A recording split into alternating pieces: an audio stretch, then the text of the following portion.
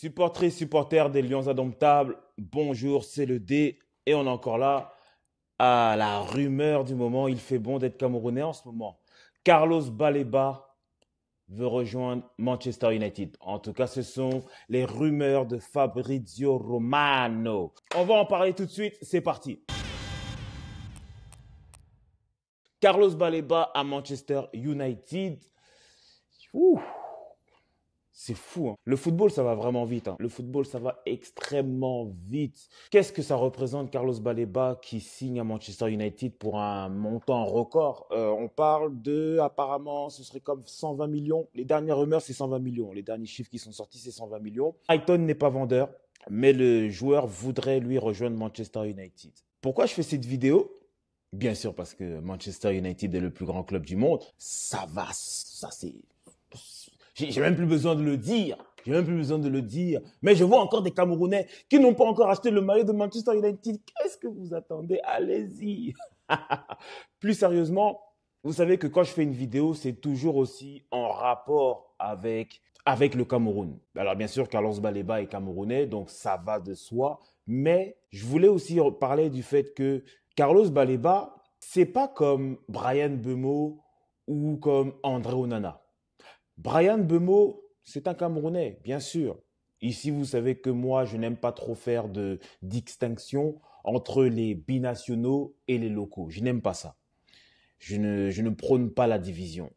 Mais, parce qu'il y a un mais, Bryan Mbeumo, même s'il représente hautement et fièrement les couleurs du Cameroun, c'est un produit français.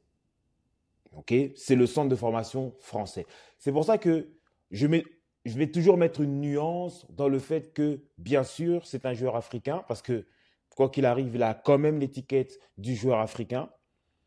Mais les retombées pour l'économie du football camerounais ne sont pas les mêmes. Je m'explique. André Onana, quand il signe à Manchester United, c'est un transfert record aussi, mais il a prouvé avant. André Onana, il est passé par Barcelone, il est passé par l'Ajax, où il a eu à faire des finales de Ligue des Champions, une finale de Ligue des Champions. Il est passé, je dis des finales parce qu'il a fait aussi la finale en Europa League qu'il avait perdu face à Manchester United. Il a eu aussi à jouer à l'Inter Milan, là où il a encore fait une finale de Ligue des Champions. Et bien sûr, il est international camerounais. Donc, Onana, dans le circuit du football tout simplement, il est connu. Il a un bagage. Donc, Camerounais ou pas Camerounais, qu'il signe à ce montant dans un club comme Manchester United, c'est normal. C'est normal. C'est un accomplissement. Ce n'est pas tout le monde qui peut le faire, mais c'est quelque chose qui, pour moi, vu de ce qu'il a accompli dans sa carrière, c'est tout à fait mérité. Carlos Baleba, c'est différent. Carlos Baleba, d'abord, il est jeune. Il a quoi? Il a 20, 21 ans. Carlos Baleba, c'est un produit du Cameroun. Les brasseries. Et Carlos Baleba, il arrive à Lille à l'hiver 2022. C'est-à-dire que janvier 2022, il arrive, il intègre la B, donc l'équipe réserve. Et à la fin de l'année, je pense qu'il signe un contrat pro, ou en tout cas, il signe comme si maintenant il était avec le club professionnel. Donc, je pense qu'il a signé un contrat pro. Un an après, il signe pour 34 millions d'euros à Brighton. Et maintenant, nous voilà 2 ans après, 2 saisons après, où on parle de lui dans un autre club, d'une autre dimension, dans le même championnat, mais d'une autre dimension, pour plus de 100 millions d'euros. La question maintenant que je vous pose, c'est, quand il arrive à Lille, alors bien sûr, on ne va rien enlever à Lille. Bien sûr qu'il finit, il fait ce qu'on appelle comme une post-formation. Mais les qualités, il les avait. Donc, aujourd'hui, maintenant, on va faire une petite parenthèse sur l'état du football camerounais.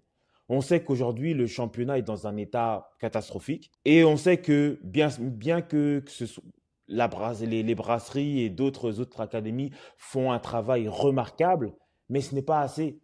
Ce n'est pas assez dans le sens où aujourd'hui, le Cameroun, quand on parle du Cameroun, un grand d'Afrique, un géant, le Cameroun devrait avoir les meilleurs centres de formation, non pas d'Afrique, mais du monde.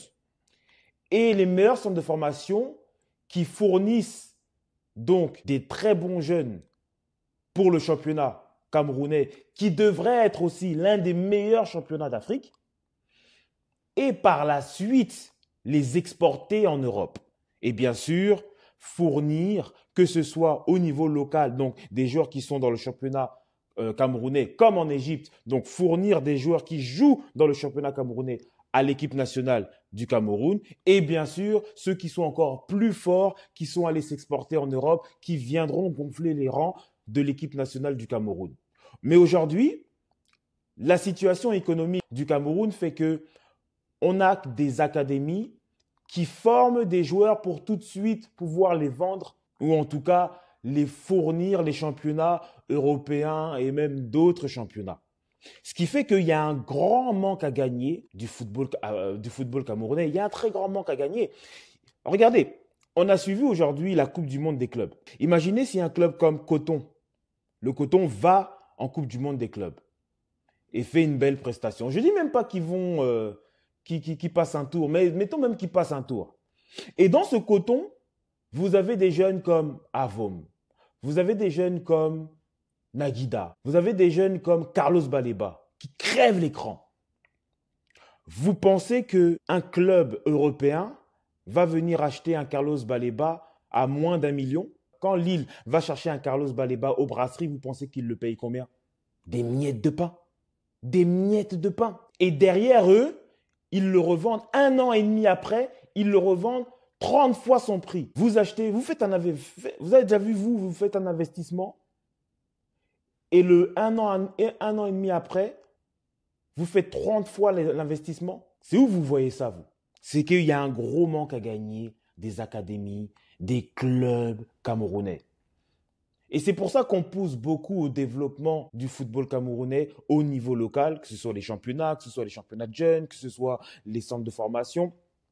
Aujourd'hui, je ferai peut-être une vidéo sur ça, mais les centres de formation sont classés par la FIFA. Vous avez classe A, classe B, classe C, classe D.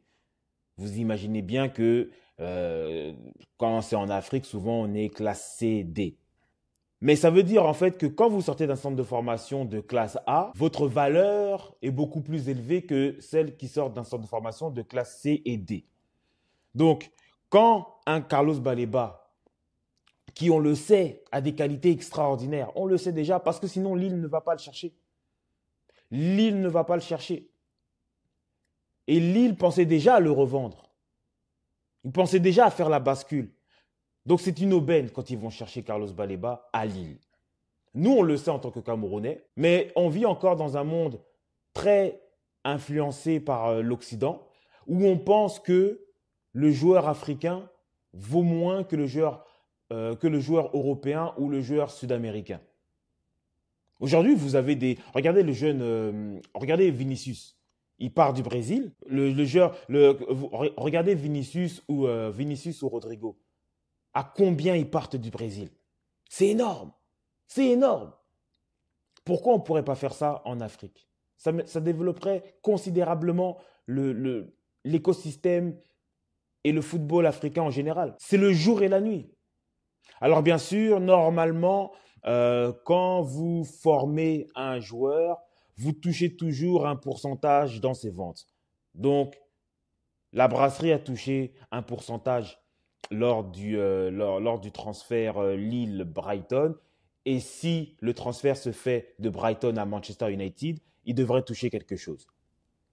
Mais c'est toujours pas assez. Hier, avec des comparses, on était dans un débat entre Joao Neves, le joueur du PSG, et Carlos Baleba, qui est pas forcément le plus fort, mais qui est le plus complet. Comment comparer les qualités de l'un et de l'autre? Et j'étais assez silencieux dans ce débat parce que à chaque fois qu'on parle de joueurs africains, il y a toujours des stéréotypes qui reviennent. Il est physique, il est endurant, oh, il a une grosse frappe de balle. Et quand vous entendez les différents intervenants, vous allez toujours voir que on va toujours dire que l'occidental, le joueur européen, lui est plus fin techniquement, a un meilleur QI football, Et d'ailleurs, vous verrez, quand vous allez regarder des lives ou des vidéos ou de n'importe qui, je pense pas que les gens font exprès, c'est naturel. Vous allez voir qu'on va comparer Baleba à Caicedo. Alors on va dire oui, mais Caicedo a joué à Brighton, ok. Mais vous allez voir qu'on va le comparer à Kanté. Vous allez voir qu'on va le comparer à, je sais pas, Yaya Touré. Toujours des joueurs africains, toujours dans le sens de dire que c'est un joueur qui est très physique. Mais Baleba, c'est pas que ça. Baleba, c'est une qualité de passe, courte, longue, moyenne. Baleba, c'est des portées de ballon, une conduite de balle. Baleba, bien sûr, c'est une très belle frappe. Bien sûr, c'est un très bon jeu de tête. Bien sûr, c'est fort physiquement. Mais Baleba, c'est très technique. Baleba, c'est fin tactiquement. Parce que De Zerbi ne va pas le chercher si là, ça ne fonctionne pas. On parle de De Zerbi. Parce que Baleba a joué dans le Brighton de De Zerbi. Et vous le voulez ou pas, il a été un peu aussi repositionné. On préfère Baleba en 8. Peut-être pas en 10, mais en 8. En Müller relayeur, pas en 6. De Zerbi, il a repositionné. Alors en une saison, il a réussi à s'adapter à un nouveau pays, à une nouvelle culture, à un nouveau championnat et même à une nouvelle façon de jouer. Et cette dernière saison, 2024-2025, il crève l'écran. Moi, je pousse réellement pour que Baleba signe à Manchester United parce que Manchester United sont pour moi les seuls qui donnent une réelle confiance au joueur qu'il est. Une réelle confiance. Normalement, si Baleba avait un autre passeport, je vous jure que je ne sais même pas si Manchester aurait eu la chance de l'avoir. Parce que d'autres clubs auraient, dès juillet, d'autres clubs l'auraient acheté. Ou d'autres clubs, en tout cas, auraient manifesté un intérêt, mais plus qu'un intérêt, genre même on aurait comment discuté avec le joueur. Alors peut-être que des clubs ont discuté, mais c'est pas sorti en tout cas. Donc la piste la plus sérieuse, c'est Manchester United.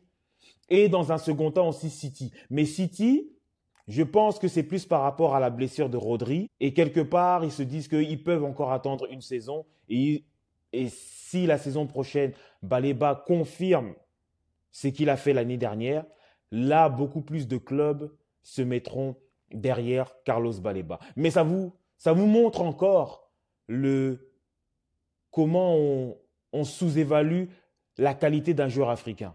Parce qu'on a toujours besoin de plus d'assurance, de plus de garantie pour mettre un certain montant sur un joueur comme lui. Carlos, si tu nous écoutes, tu sais que je suis un grand fan de Manchester United. Alors, comme je l'ai dit à Brian Bemo, si tu veux venir à Manchester United, viens. Hein. C'était le dé de la tanière 237, on est ensemble.